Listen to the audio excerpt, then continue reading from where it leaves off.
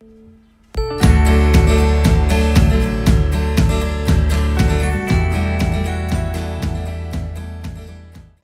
दोस्तों, मैं रविंद्र रावत आप सभी का स्वागत करता हूं आप ही के चैनल में जिसका नाम है योर एस्ट्रो हेल्प। दोस्तों, किस्मत का प्रवेश द्वार हमारी कुंडली में एक ऐसा भी स्थान है जो हमारी किस्मत के लिए, हमारे भविष्य के लिए प्रवेश का द्वार होता है। आज इस वीडियो में हम चर्चा करेंगे उसी प्रवेश द्वार की जो हमारे कुंडली के अनुसार, हमारे घर के वास्तु के अनुसार हमें हमारे भविष्य का आईना दिखाता है।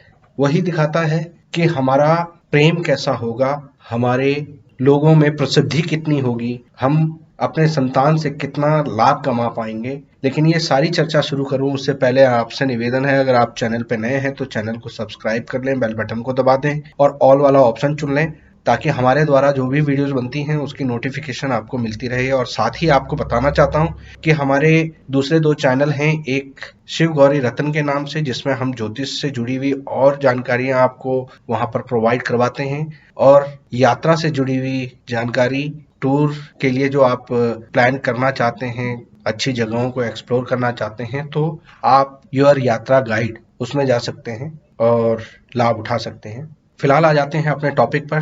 दोस्तों, हमारी कुंडली का 5वां घर हमारे लिए हमारे घर की पूर्व दिशा होता है। 5वां घर ही हमारे हवा और रोशनी आने का रास्ता होता है, यानी हमारे घर के झरोखे, हमारे घर की खिड़कियां, रोशनदान, ये 5वें घर से रिप्रेजेंट होते हैं। दोस्तों, अगर हम अपने द्वार पर, अपने खिड़कियों पर, अपने रोशनदान पर, और उसमें मुख्य रूप से खिड़कियों और रोशनदान पर किस प्रकार से क्या चीज टांगते हैं, किस तरह के पर्दे लगाते हैं या किस तरह की किसी वस्तु को वहां पर रख देते हैं जिसके जरिए, जिसको स्पर्श करते हुए हमारे घर में हवा और रोशनी आती है, तो उसका प्रभाव हमारे भविष्य के निर्माण में और हमारे संतान के विकास में प्रभाव डालता है। दोस्तों, आपकी कुंडली में 5वें घर में कोई ग्रह बैठा हुआ है तो हमेशा उसके अनुसार आपको अपने खिड़कियों के पर्दे या उस जगह के रंग को निर्धारित करना चाहिए।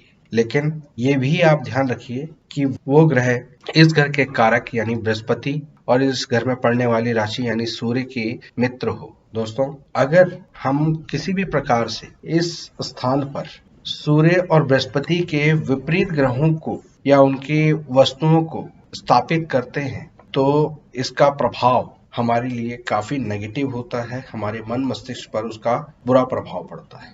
दोस्तों, अगर यहाँ पर हम हल्के पीले रंग या गुलाबी रंग के या सफेद रंग के पर्दे लगाते हैं तो उसका प्रभाव ये होता है कि हमें उच्च शिक्षा प्राप्त होती है, हमारी संतान अच्छा परफॉर्म कर पाती है, हमारी समाज में ख्याति, प्रसिद्धि बढ़ती है। लेकिन इसी के उलट अगर हम नीले रंग या गहरे हरे रंग लगा देते हैं या काले रंग को लगा देते हैं तो उसका इम्पैक्ट ये आता है कि पारिवारिक ग्रह क्लेश शुरू हो जाते हैं, भाई बंधुओं में ही आपस में प्रॉब्लम क्रिएट होनी शुरू हो जाती है, जो हेल्थ है वो भी कहीं ना कहीं प्रभावित होती है और सामाजिक जो हमारी मान प्रतिष्ठा है उसमें भी अड़चन आनी शुरू हो जाती है। तो हमें इन बातों का ध्यान रखना चाहिए। जब भी हम हवा और रोशनी के प्रवेश का स्थान खिड़की या रोशनदान को कहते हैं तो ये 5th हाउस को इफेक्ट देते हैं, भले ही वो किसी भी दिशा में हो। ठीक है, अलग दिशा के ग्रह अलग होते हैं, लेकिन घर में रोशनी और हवा का आना वो बृहस्पति और सूर्य का प्रभाव होता है, वो बृहस्पति और सूर्य से रिप्रेजेंट होता है। और घर में जब इन दोनों का प्रवेश होता है तो वो 5वें घर को ही रिप्रेजेंट करता है।